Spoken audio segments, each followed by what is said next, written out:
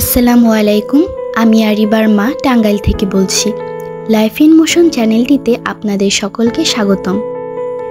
বেশ কয়েকদিন যাবৎ অনেক বৃষ্টি হচ্ছে, আর এই বৃষ্টিতে চা কফি খাওয়ার পরিমাণটা যেন আরও বেড়ে যায়, বিশেষ করে যারা চা বা কফি প্রেমিক তাদের।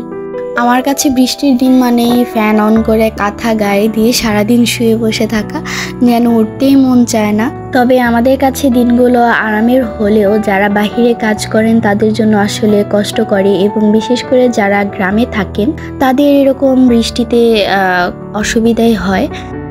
যাই হোক, চা খেতে খেতে আমি রান্নার প্রিপারেশন নিচ্ছিলাম। খুব বেশি কিছু রান্না করিনি, যেহেতু বৃষ্টি হয়েছে। হুট করে আমার শ্বশুর বললো যে আজকে খিচুড়ি রান্না করো।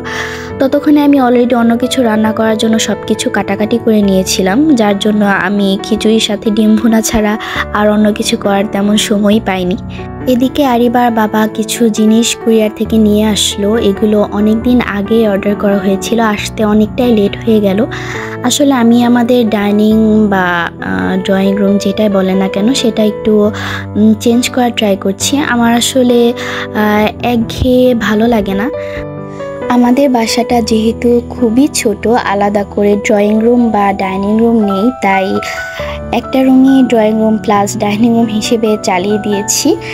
তাই রুমটায় হালকা চেঞ্জ আনলাম, একটু নতুনত্ব, যা রুমটাকে একদমই চেঞ্জ করে ফেলেছে। একটা মধ্যবিত্ত ফ্যামিলি ড্রয়িং রুম বা ডাইনিং রুম যেরকম হয় আর কি।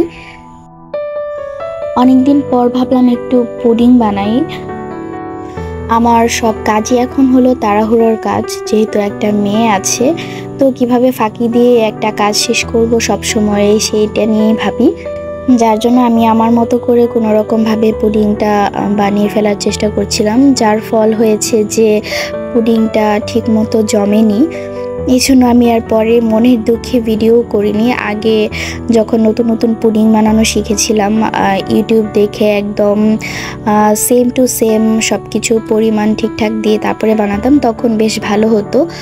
তবে ইদানিং আমি এত আলসেমি করি আর এত তাড়াহুড়ো করি যে মন মতো সব কিছু দিয়ে বানিয়ে ফেলি, পরে দেখা যায় যে সেটা আর হয় না, নষ্ট হয়ে যায়।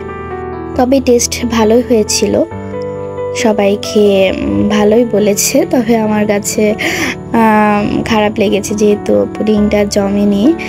যাই হোক, যেদিন আমি আবার ভালো করে বানাতে পারবো সেদিন আপনাদের দেখাবো নিশ্চয়ই। এটা পরের দিন সকালবেলা, সেদিনও বৃষ্টি থামেনি। সকালে নাস্তা রেডি করে খেয়ে তারপর বাবা কিছু বাজার এনেছিল, সেগুলো গুছিয়ে রাখছিলাম।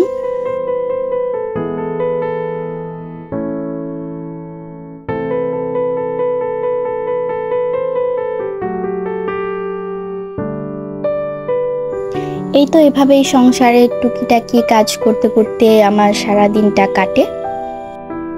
তো আজ এই পর্যন্তই। আমার ভিডিওগুলো যদি আপনাদের ভালো লেগে থাকে তাহলে লাইক কমেন্টস করবেন আর সাবস্ক্রাইব করে পাশে থাকবেন। আর আমার মেয়েটা কিছুদিন যাবৎ খুবই অসুস্থ, আমার মেয়ের জন্য দোয়া করবেন। আপনারা সবাই ভালো থাকবেন। আল্লাহ হাফিজ।